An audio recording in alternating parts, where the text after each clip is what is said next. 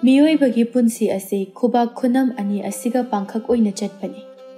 Aina ngasi nungaiba nangna hayeng nungaiba. Aina hayeng waba nangna ngasi waba.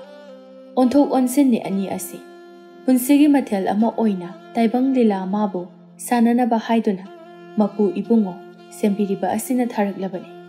Aduga aphapata anigi langdaida leplibi aphabagi michangna thauna oibi phattaba kayabu thok thok khetokpi kathokpi lai chakhetpi amana ani asigi langdaida chauna leptuna leitaba sunate migi nungaiba uraga mi hobo poklaba miyoi adu mapap langsinba haurabani migi nungaibana aigi nungaiba oina oibadi nini phana chatpa yaroi isagi awabadi isana koktuna nungainaba iromdom sinjaga thawani adu ngai anganba matam laiga miga khusamnaringai matam haibadi ningthau palingai gi matam amani lamlen kirau hairiba lamdam asiso ningthau panba khungang amani khungang asi Maharaj Ramaina maning tamna haina homna panba lamdam amani maming leiba ningthawni yeknaba kayana henjenba ngamdaba ningthawni Maharaj Ramai asi Maharaj Ramai gi matik mayai asi mipum khudingna khangnabani manabu hairabadi khungang adugi miyoi amatana magi yawa hiktokpa ngamde lamlen kirau gi khungi machida saidangduna leiba yumdongpok macha amakhak lei nupa yaudana panba imungni haibadi lukra yumbani mama macha ta wana suraga tek tek hingjaba imungni makhoi anita ingna leijaba yumamani khulasi gi miyoi ayambana makhoi gi mama macha asi pakna tinabide maramdi makhoi di mitopni lanjelakpani haiduna mayamna loina machi machi sonarami lamlen kiraugi khundaida leiriba lukhrabi asigi mamingna yaimabi haina kaurami aduga magi machanupa adubuna leisemba haina kaurami yaimabi mama macha si yamna wana suraga chajabani makhoi mama macha ani asi nongmata chara ani suna chaba yaude haiba yai ayambana ayuk charaga numidang di chara henbana nambani numito mama macha ani do ayuki chak ising toklaba matungda jingde sing chanba mama macha makhoi ani punna lakminarami asum lakna leisembana mamabu moli yengduna wa khara hairaklammi ima aikoi ani di nongmadasu tara chakse ibuk thana chamina jiko ayuk charaga numidang de dum chara hele ado ima yaimabi machagi wado marak thachinduna phat machada yengduna machabu nungsina kaujaduna wa hairaklammi imagi leisemba ichabu puk thandrabarane Ima ne hene ichabu pizani adubu ima upai leite leisemba ima upai leitre phari hayeng korong nongdagidi ima ne ichabu chara ani suna pizaragai ima gi chak saruk ado ichana numidang hekchindam adu oirabadi icha nongmada tara chak ase ani suna charani dana mama gi wadu da leisemba du thamoi sokre taha haire ima so nate ima adumna haibiganu Nachana haisabadi chumna khak wahai oina haibani karigi imana tara chak chindamdana aigi khakani imana aigi di pumna makni ima bu nongmadi nacha leisemba aina nungaina thamkhigadawribani imagi leisemba yaima bidu mapi tarai leisemba so mamagi mataw adu munna yengi amuk ngaihakte tumin leine tumina leiruraba matungda leisemba mamaromda onsinduna tapna moli na hairai Ima yaimabi machada midyang hanjina thamlaktuna haire kari dawragine leisemba ichabu warabro chatpase yaurani aswai anakpa machi asidagi hekta singtek singnang khara hekta malasi lamlapna chatkumsiko wadida ima dugidi ado nacha kari gumba yawa khita imagi mafam ta hangkachagi yaimabi machada yengna adum hairai hayune ichana hainingbudu kari yawabu oirabano imade hekta hayu ichasidi leisemba mamada yengduna hairai ima icha nungayabi marang kaina panaba tara chaksu nongmada anirak suna chindamnaba ima ai thabak suba chatlage imagi leisemba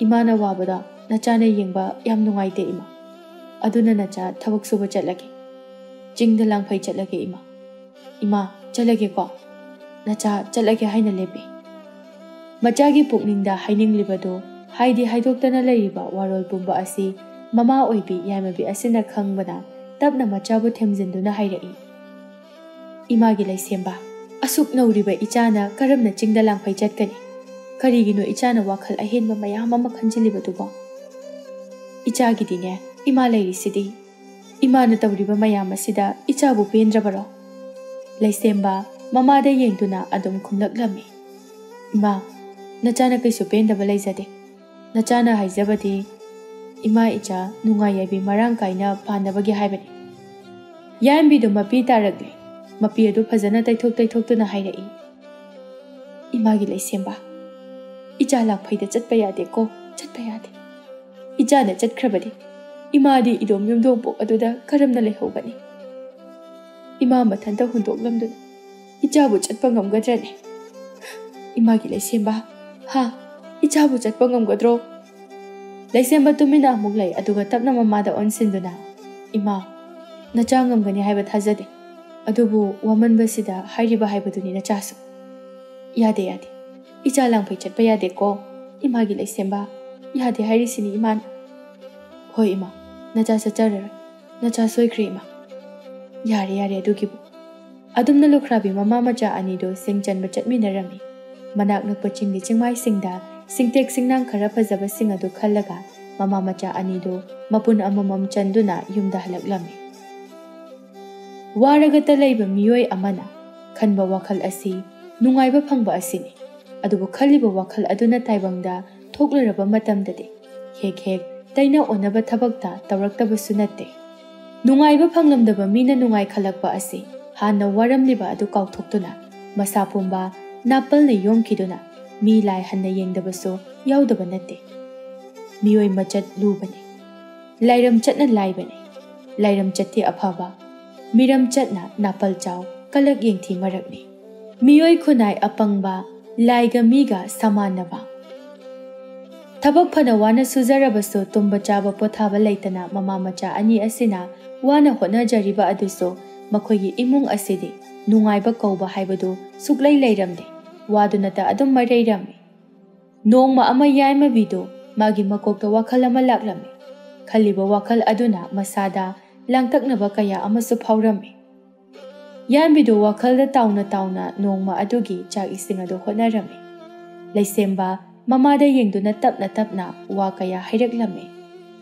ima kedobo yaurage imabu itauna nungnangba mataw amada laibudubo imabu isangam jabaro machana wahang tawrakpa aduda yambido machada yenglai aduga amuk tumina laikiduna nungsa sor asangba mo hontoktuna tumina laiki mataw aduda na henna laisembado mamada yenglaktuna hanjinna wahang amo hanglaklami ima nachana hangkachariba wahang asigi pakhum matik chana pibiyu kaba imabu kari toba yaurabagi ima isangam jabara yaimabi machada tapna yenglai handakti aduga moli makok aduka hairaga khumlaklami kaisu tawdeda ima kari su tawdi laisemba ima kari su tawdi isangam daba su laite kaisu tawdi ima kari mata tawdi laisemba mamana hairibadu munna tai aduga amuk mamada onsinduna hanna amukso wahang tawraklami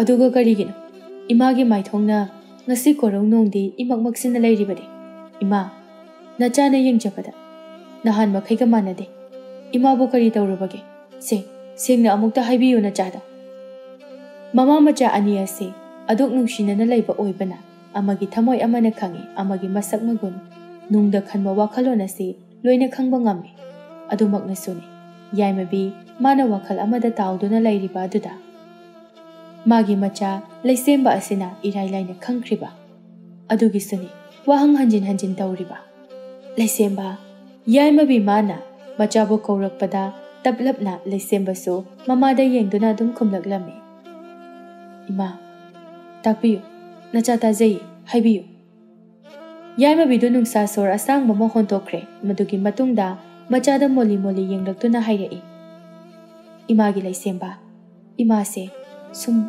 wakhalam imana wakhal macha ama khanbani ni he oithokloidra haina khan masi khanba asidani ichana imagi maithongda imak maksinbagi mami ama tai haina hairibado. Laisemba mamada adom midengdu thamna hairaklammi. Ima, adudi nachabusu khangalo. Ima na khankiba wakhal ada nachadasu takpiyu. Yaimbi ngahak tumin lay aduga. Laisemba, ima icha aikhoi anisu. Ingkol koirasira, lau urasira. Mamagi waduda laisemba su khumlai. Kadaida? Mafam kadaida ugadoribano ima. Aikhoi gidi lamsu amata laitana. Adugi budine sigi ahangba lamhang aduda. Kohe uraga loiredana. Ima, adudi yam phare. Adum tawrase. Lau urabadi aikhoi su chaba thakwa amata watlaroi ko. Watlaroi. Ado imagi laisemba. Nangna matek ama tawthokluro mafam adu. Machi amatang. Laisemba su nokmi. Hoi ima. Laisemba do makhuta yopak thangjau paiduna thokre. Machana thokiba ado yaimbi tumina yingduna leijahori. Laisemba masu thorakle. Masada awaba haibadu thida. Paklaba malem laitangai adubo. Chokthaba laitana tauba hokre. Wakhalda chap yungna khankrabani. Mama macha makhoi anisi chaba thakpa watpa yade haiduna.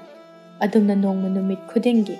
Laisemba mana tek khajik amuk potha amuk yopak tawduna kanna hotnabadagidi. Lau phaidom anidi mapung pharakle. Mama ibi mayai bina machagi manakta laktuna hairere. Imagi laisemba yare to lepo nangi yopak tawbado. Yare sina. Yaranida phaidom ani asina yarani. Laisemba mama na hairakpagi matung inna tawriba thabaktu lepi. Aduga amuk mamada wahang oina asi hanglaklame. Ima, aikhogi injang napidi karam thani. Kadaida thagani. Nauna amuk phaidom mama tawkhidaba oirabra. Yaima bisu khumle. Nate laisemba. Phaidom amana phau thagadawbani. Phaidom amana ne insang napi thagadabani. Ado ima, phau thanaba charadi lairaba. Akhoina tawrisibu kaidagi thadoino. Yaima bi momon noklaga. Imagi laisemba. Adugidi laireda. Kuire imana thamjitpa. Matam sangna kuina. Imana phau charong khunba chalakpado. Madu sing adugi charong mayam adu punsinduna. Imana khiktokpada. Likhai ama thoi. Aduna adom phaugi chara. Pambi oiba yaradawbani. Adum tawna mama macha anido nokminaduna changlakli manungda. Matamgi matung ina mama macha anina wana hotnajaduna. Makhoina semjaba laugi phaidom ama aduna phau chara hunkre. Phaudi thakre. Aduga madugi thangnaba phaidom madudana mana masing maroi mapang thajinkre. Mama macha makhoi anigi maithong sing adu haraubugi momon minokna pik hek thankre. Matam magi khongchat tunginna asam haukibana thabum kharadi haujinkre. Matangna matamna laktuna lukhrabi mama macha makhoi anina thakriba lau adu haijing mapung pharakladuna mulakle. Laukhaw matam yaurakle charong phosing adu haitharakle loina. Adubu laibak thibane. Khundonda lukhrabi mama machana ingkhol koiba amadi phau thaduna manamasing thaduna leirakpa aduda kalak yengthiba miyoi singna ningthaural magi nakongda yauhankre. Khul adugi ningthaural maso asau parei thangkre maram sunatta. Maram saduna saidanglakpi mama macha makhoi anina khungi chedaida lam khopchinduna lau usile haiba sitabada. Wafam sitabada ningthaural do adom hakthengnana manai kayaga loinana lukhrabi mama macha makhoi anigi mayum tamna hekta lagle. Somda imungda lukhrabi mama macha anido wari tawduna lairambani. Adubu mapandagi mi lakpa amadi kaubogi makhol tabada thoraklame. Khul adugi ningthawo manai masen mayamna yomduna makhoigi piklaba sumang aduda leptuna lairamba adudadi masa adu thukhatkre yaimabido. Mabukningda madom khanjai. Karino tawribasidi. Adobo yaimabi chinna thokna tapna haireklame. Maharaj, iningthau Maharajna Lairembi aigi sangaida lingthoktana lengbirakpabu kari. Yaimabi magi wado loijingai Maharaj Ramaimana sat marak thatuna haireklame. He Lukhrabi, ngasidi Lukhrabi namanacha warakki haiduna laklibani. Ningthaural magi yawado tabada yaimbidu swai laukre. Thuna makmakut anido lonaduna hairai. Maharaj Ramai mangonda onsinduna. Iningthau Maharaj, Nanai Tolabina Soikiba Kibik Singa Dubongapi, Nanai Tolabibu Taujanbi, Nanai Nupi Ayhak, Kari Asoiba Taukrabaki, Aronba Toklabaso, Ngakpi Ugaba Iningthau. Why say hi to the Yambido Maharaj Ramai Magi Makonda to Jaduna Kurum Jaragli. Matau Singado, Laisema Masa Tumin, Machia Dudaki, Lip to na Yengli. Maharaj Ramaido, Konjal Kazik Pautok to na Hiraklame. Hey, Asuk Yamna Tawi Usitaba Tabak Amatauraga, Karigi Ngakpiba, ha, Karigi Ngakpibano. Namana Chana Koi Aniasi, Kulesida Saidang to na Labani Habisi, Kautok Labrene. Maharaj. Mioi bagi minung siyeng duna namana jana koi anibu mapam asida tang japam piduna kulgi jidaya sida lehenbiri asimak asida da pendra duna oijaba thirak duna karigi namana jana koi anina mongsong kokthok duna lau ubagi poram asi karigi sille yambi mamitagi mapita na Maharaj nanai nupi tolabi bu janbi nongmata chara ani suna charakte aigi imung asi maram maduna Kajikta so awaba se kokna na bahaidun. Lokhat jarubani madugi dama khalaga tau jaruba. Tabak sinthani Maharaj. Iya adu komna haiba. Phai khangani ningthaurel aibu usittabagi machatchatpari. Magi manai masel mayam sing aduda amuk onsinduna laukre. Ningthaurel Maharaj Ramai aduna. Hey, nakoi loina chalo. Mangda uriba mamun pharaba phau pambi sing amadi. Hinjang napi sing ado ngamna manghalu. Pau Jarong Singado, Loina Mairi talk na Chakal. Ushitaba, Madam Hinba Sarada. Lukhrabi Machana Rajkumari Maharaj Ramai Magia Tangado Tabada, Yambido Pakatna, in the congelado, Gabning Bakang Bagi Matauda, Ningtaurel Magi, Makong Sok to Kurumi. Natinati Maharaj, Madu Tadito Bigano, Adu Tadito Bigano, posting us in Loklaga, Imai Jagitara Chak Chindam Nabo Gadori. Insang na pising asiso, karakai til de yonduna. Ima ichagi, senthok pura moiga dauri bane. Maharaj, maduta di taubigano. Helam ketbi, nang na adum na hairaga hektamak yagadaba, ning thaurel manbra aise. Yambido mapita na kable. Mama macha makoi anigi asado pungkai kre. Laise mama so, makol di thok ta mapita re. Kutsa singa do kudum chet na ta sendu na laikre. Maharaj Ramaido, Magi manai sing aduda saurab lauki. Hey, ta da brana khoiso. Chalo thuna. Mai jau bi mairang thaduna phosing ase. Tumna chakhalo. Loina mak manghalo. Maharaj, iningthau. Madum tangdi taubi kan. Nanai to labina haijabase. Masi matadi yabiyo. Handang mukti wa machet ama phawa haida ningthaurel Ramaina prap thoraktuna maibuna duda maira chukre. Madugi matungda Posting aduda mai thaba haukre. Aduga amukaso, manai masen karana thariba, hauriba, and sang na pising adu loina manghan takhale. Jongsin duna, jabet loina nekhaire. Matau sing adubo uraga, yambi amadi, laisemba, upaidi laizada, tamoy sokna, kaptuna laikre. Mitna kupagi matungda, pawyam sing adu amata, lokhat payada, tumna chakre. Aduga ensang na pi aduso, pungmang mangkre. Madu Kaktada Ningthaurel Ramai, Usittana, Lukhrabi Mama Machada, Onsinduna Hiraklami. Kangbrada. Aigi itiksi urabra. Kari to ena tausi sari. Matanga nauna sumna taurong. Matungda dine. Kullasidagi namana chapuna tantokadabani. Wahaya se Hiram Laga Ningthaurel Ramai do Tokre. Magi Manai Masel Singa Duga Loina Duna. Ningthaurel Ramai na Tokrabada Yambido. Tangoi taraba makoigi wana thajakiba posting ado madugi manakta laktuna mahak kaplere. Kaino tauriba matawasiba. Mangle, pungmang mangle, loina mangle, asuk wana hoda jarakpa. Ngasidi mangle. Hey sor, Lairembiga Lukhrabi mai jagi maphamda sinabiriba kumaya sibu karino. Asuk waba punsi ama pibiduna lehenbiriba sibu karigino. Pate da ko na koise. Yai mabido thamoy sati na sok na kable. Laisema mama bu themjin basungamda wana lairi maso. Numit adugi numidang aduma mama macha makoi animak tarajak amata chindamdre. Thongbusu thongdre adumak cinta tauduna laikre. Wakal sing adu loina sonthakre. Mangtak magi paudamni komlen manglan magi warini. Laklare thawai ama Lairembiga magi thawai amana yai mabi magi komlen manglanda. Yaimbi madi aduk thamoi sokna hakchinna ngasigi thaudok adubu wakhalda khanjinna thamlaboiredo aduna tumina thamoida penda nasil chaira boiredo matomta isormabu panduna adugira lairembi sakhangdabi mana tumina lukhrabi magi khomlen manglanda laktuna asumna mangtak pawdam ama pirambadi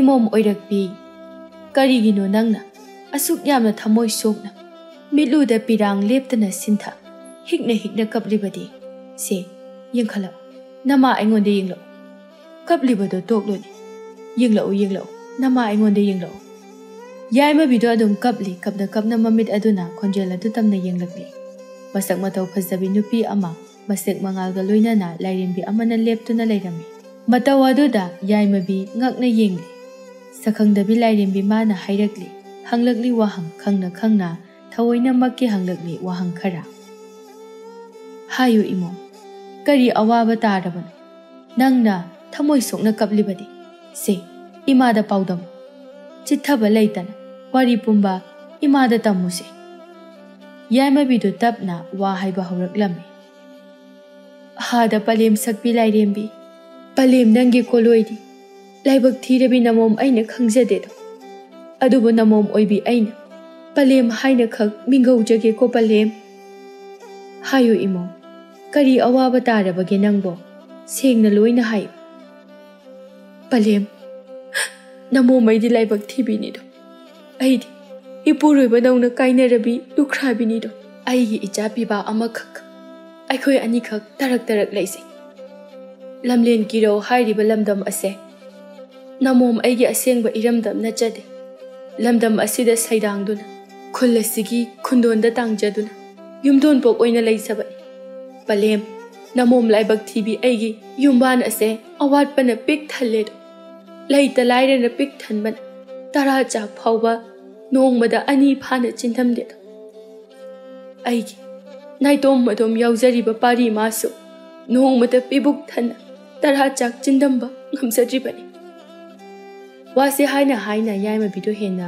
birang sinthana kapli lairembi aduna hayo imo makha tarako nangi yawa singado yaima bina makha taragli balem sakpi nanagi imungi awaba chaba phangdabagi awaba ase kharata oirabasu koknanaba haidu namom aina amadi aigi icha pariga aikhoi anina khanadun lamhang amada wana hotnajadun lawpham phaidom ani khak semjabai maduda phau khara aduga insang na pi khara thajabani maduna pahanduna mahai chana naba tara chak pibuk thanna chindam jaba phangna naba haiduna lawpham maduda phau thai mana masing su thai chawri sang phau sing su charong panduna haijing phare hai ima icha aikhoi anina harauj nongmada tara chinjak ani suna chindamba phangnani khanduna harauba asa tawringai ngasi korongno lamdam asigi ningthorel maharashtra mai masamak laktuna nanai tolabi aingonda wahai kochi thang chaibi chaitheng pibi maduda sunat aikhoi ima icha anina ujaba law thajaba insang na pi pumnama ngamna tumna manghan bikre makhong pak na pumnamak ne khai biramli lawpham madusu maina tumna thadok biramli hada palem sakpi ima madugi damakta nanai tolabi aihak wakhalase nungai man thamoi ase songon mana kaptuna laibani penjad ningthorel mabu sonduna warungna kaptuna laijabani yaima bi magi wahai do taraba matungda sakhangdabi lairembi adu tapna wa hairagli imom sakpi onthokna su nongdam thina tamlamli da ko imom nangi laibakse adubu phari haukiba matam mana haukragasu lakadawriba matam kaubi madudi nungaiba yaifaba ngakta oihallage do nama aida lairembi magi wahai do tabada yaima bisu hairaklammi karamna matau karamna nungai yabi marang kaina leigadawriba pale nanai nubi aigi kari su pambai leitre wakhal lausing amata thoktre palem sakpi yaima bi magi matau adu yeng sakhangdabi lairembi adu nokmi tawraga hairaklammi asumna imom karigi nangna aduk yamna wari banu madugi dama Nama sakpi aina laklibase nangi mateng pangluru nangbu thaujan biruru nama nacha nakhoi anibu amuktadi nungai yabi marang kaina leheluro haidun khoyum lai mahak na tharakpani ni he nama aise phawoi nama ni ne imagi imom wahaidu tabada yaima bidu henda pukning adu nungsiragle thuna mang makhut ani lona duna phawoi bi imagi makhuya da tujaduna hairaklamme ima sakpi palem phawoi bi ima nangna tolabi nanai ima ichabo amuktadi nungai yabi marang kaina hingba punsi marel haibado hinghan biyuba waruganu se waruganu imana hairiba wa ase munna taro im sese munna taro yaima bi phawoi bi imana hairakliba wa adu munna thawai yauna taradabagi matagom tapna mitlu aduna munna phawoi bi imamada midyeng thamlaklambe phawoi bi imama su asum yaima bi mangonda yengduna hairaklambe imom langlen yaima bi se munna taro hayeng korauno ayuk yenda anganba taibang kanana udringai nongalamda yengkhong ahanba khongdringai imom langlen nangna nganna hogale hairiraga ningthaurel mahak tangoi tana thadok pikraba phauna charung ado adugi tangoi mathi sing ado nangna ne khara yendai ahalba amada hap khulle sigi chidaida tarak cheliba turel asida chamud maduna imom nangna purakliba tangoi utsing ado sana olakani lupa olakani asimagna imom langlengi imu nungai yaibi marang kairakani aduga sune langlen imom namana jana khoi anina yaibi marang kairabada nangbu ngasi korau nongda tathi wa chaina michai oi asawba matawna mangda tha athi wa haina imom nangi na phamda khonda pham oiramkhiba ningthaurel mahak ado imom nangi na teng soidana nirakani nangi na kada haiza wa hai haiba lakani adubune imom nangdi minung sipok mangda tawkhiba pumbado kautho ningthaurel mabu taram okpi mana haiba yawa ado hoya phana yaruko natrabadi ningthaurel mana sabi phattaba wakhal phattaba kaya khalaktu namana chana khoi anigi mangna bata silakan adunane imom langlen mikup na hum singna yumbal chetna pala uko ingna mara tapna leiro imana hairam liba thaklam liba wari pumba nane poram poyat kaida tawra uko mapu ibungo mana namana chabu thaujan birabani imagi langlen nungai yaibi marang kaina panbo oizaro wahai sing ado hairam duna chatkre mangkre phawoi bi ima lairembi ado matang tanja aduda yaima bido tumlambadagi mikap khangtok thorakle mana manglanda kappa ado taibang phawna su kaplabra khangde mamittu mapitana ichot na lairamle adubu machinda yaima bina haizari karino hauji aigi khomlen manglana dudi karino asengmo mapu oiridra natragana kari phawoi bi imana haibani ko hauji macha aingonda pakthak pirambado kanade yenglagi pumnamak ai tawduna yenglagi hada palem sakpi imana na chabu thaujan biyuko yaima bido ahinga du matum thada nongan bangairaga leikre nongalamdagi mikup yaurabada yaima bido takna thorakle aduga mangi mangtaki paudam tunginna yendai ahanba ama makhutna pairai aduga ngarang ningthaurel ramaina ngamna tumna maina thadok pikraba phawsing adugi tangoi sing adu tapna tasin khomjinduna yendai thakta hapkalakle madu loiraba matungda yaima bido taibang kana amana udringai ayukki yengkhong ahanbana khongdringai yaima bi khuladugi matai ioi oina chidaida tarak cheliba turel adu tamna lagle tapna turel aduda kumtharak yendai adu isingda luptoigi tawrai lupladringaida machinda hairi ima nangi yawa matung in namom to labi aina thawong ase tawjabani na chabu thaujan biyuko imana takpiramba adumak thokhan biyuko ima tapna yaima bi yendai adu turelgi irol nungda lupsinkri mikup khara luptuna thami aduga tapna yendai adu lokhatli ꯍꯥꯏꯕꯒ ꯇꯧꯕꯒ ꯌꯦꯟꯗꯥꯏ ꯑꯗꯨꯗ ꯌꯥꯎꯔꯝꯕ ꯎꯠꯁꯤꯡ ꯑꯗꯨ ꯂꯣꯏꯅ ꯁꯅꯥ ꯑꯣꯟꯗꯨꯅ ꯂꯩꯔꯝꯃꯤ꯫ ꯃꯇꯧ ꯑꯗꯨ ꯎꯕꯗ ꯌꯥꯏꯃꯕꯤ ꯃꯁꯥꯗꯨ ꯍꯔꯥꯎꯕ ꯊꯨꯛꯀꯠꯄꯅ ꯄꯤꯛ ꯍꯦꯛ ꯊꯜꯂꯛꯏ꯫ ꯇꯞꯅ ꯃꯆꯤꯟꯗ ꯁꯣꯜꯂꯤ꯫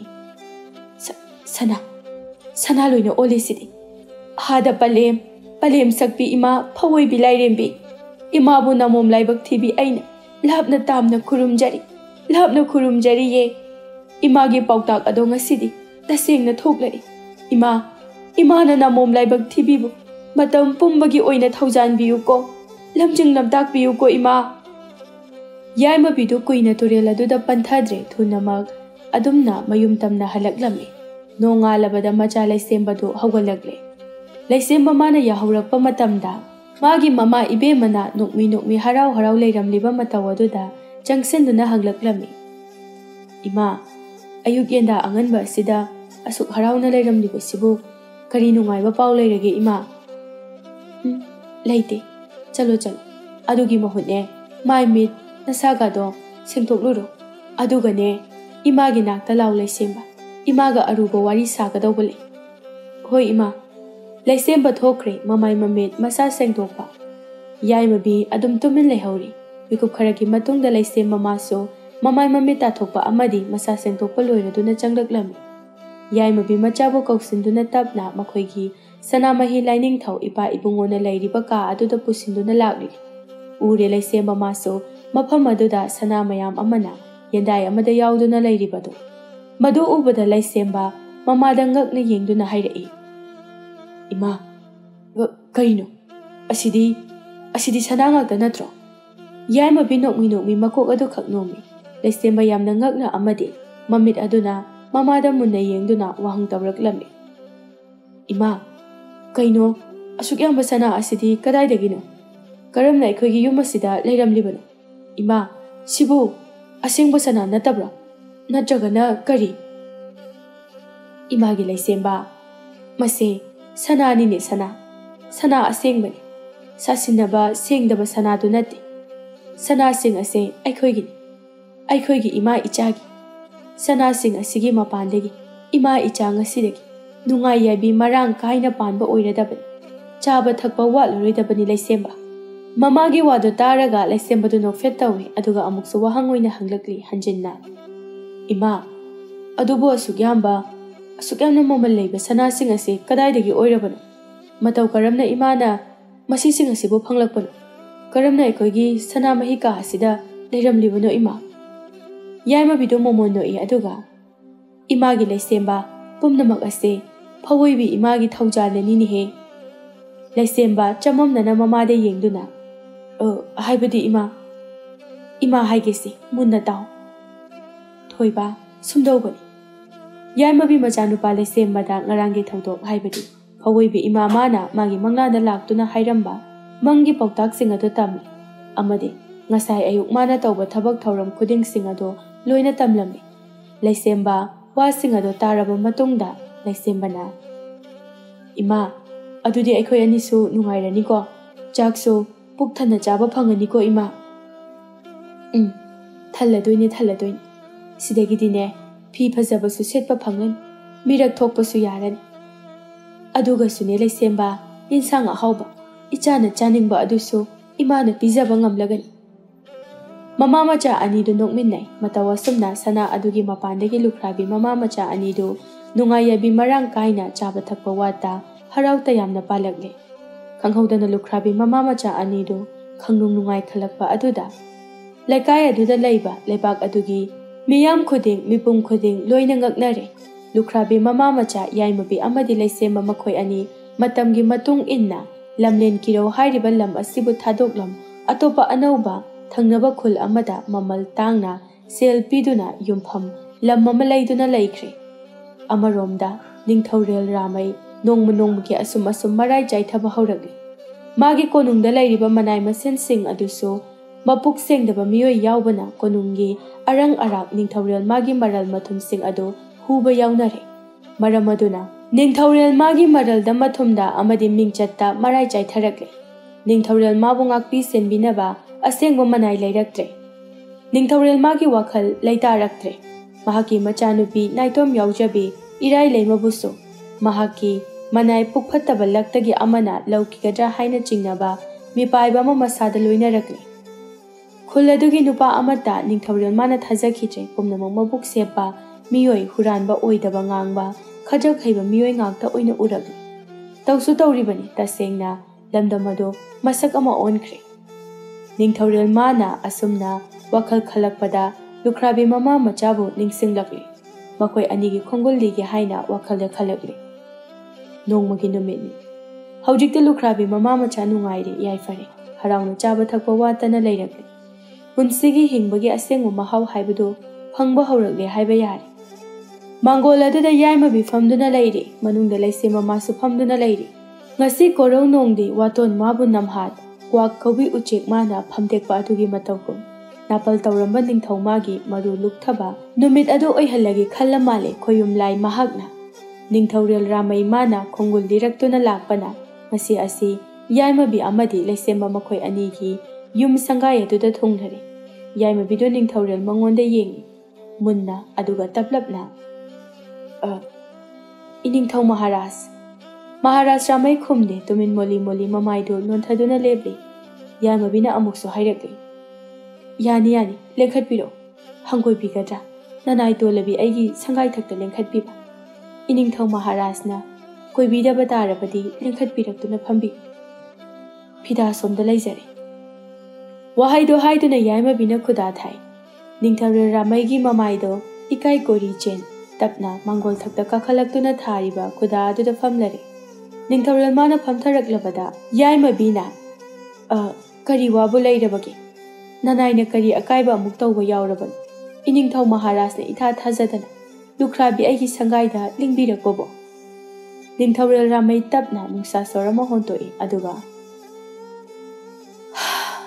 yaimabi ningthaurel ramai ai nakhoigi namana chagi nafamda khara soikhramai yaimabi khumde adum tari wadu makha tari ningthaurel masu ningthaurel oirabusu sengna hai aina namana chagi nafamda ngammi haiduna tawruba sing ado yamna lanba ama oiramle yaimabi madu tawrubagi mahaina ngasidi aigi laiba aigi sana konung mahi langre khunda laita phajadre mutkiga dawrene laibak ado iningthau maharaj mamangda tawkiba haukiba thaudok adugi oinadi nanai tolabi ima ichana ningthau maharaj ki mafamda malom thamduna thamoida pukningda wakhalda waraugo pokpa amata leijadre iningthau maharajna adumna tawramba adunani ngasi ima ichana khuya tu sitna panba leiba ngamjaribase ningthaurel ramaido wa haifam khangdre